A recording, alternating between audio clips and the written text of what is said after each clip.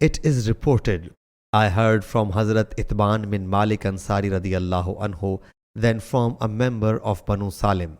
He said, I used to lead my tribe Banu Salim. So I came to the Prophet sallallahu alaihi wasallam and said, my eyesight has become weak and many valleys lie between me, my house, and the mosque of my tribe. I wish you may come and perform prayer at any place in my house, so that I may make that place a place of prayer for me.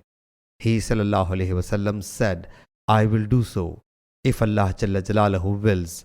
Next day, Allah's Apostle sallallahu alaihi wasallam asked the permission to enter, and Hazrat Abu Bakr radiyallahu anhu was also with him. So I tendered the permission. He sallallahu alaihi wasallam did not sit down.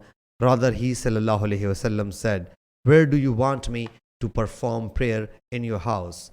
I beckoned to a place which I liked so that the prayer might be performed there. He sallallahu alaihi wasallam stood up and we made a row behind him. Then he sallallahu alaihi wasallam performed salutation and we also performed salutation along with him. Sahih Bukhari Hadith number 840.